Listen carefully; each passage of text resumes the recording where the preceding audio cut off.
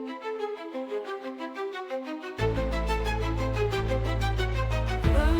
to the Unloved Woman Podcast. Welcome to the Unloved Woman Podcast.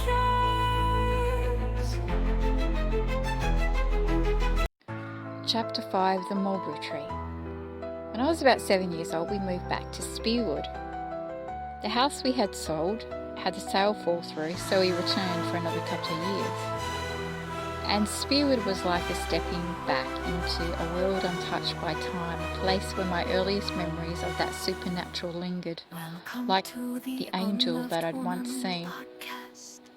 Across the road from our house stood a massive mulberry tree, towering over an old house that seemed to belong to a different era.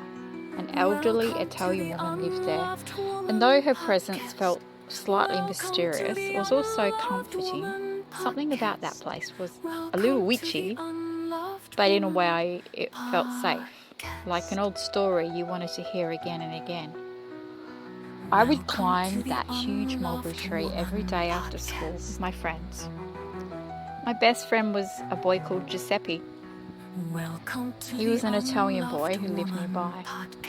Next door to us was a girl called Onella, another Italian girl. But her house had a shadow hanging over it. Her father was strange, and there was a lot of tension in their home. This air of fear that never left them.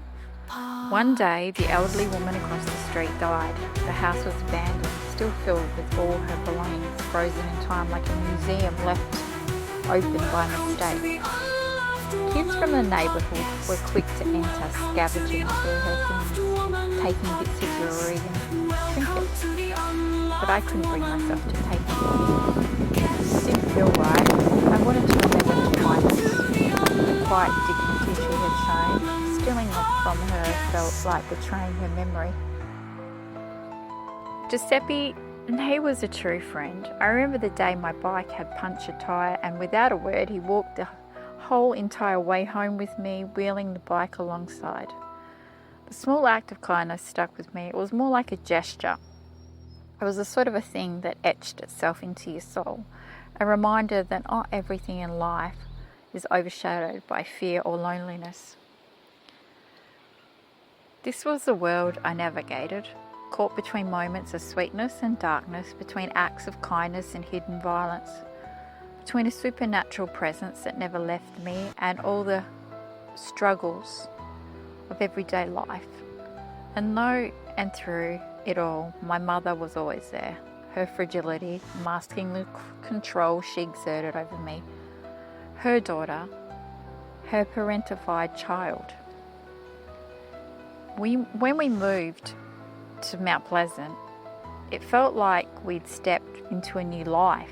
Our house sat right on the riverbank, with a balcony covered in moonflowers that would bloom in the evening, casting a soft glow over everything. It was beautiful, almost perfect. My father had a speed equipment business that had taken off and money was pouring in. We were very well off, living comfortably, but beneath the surface, things weren't as picture perfect as they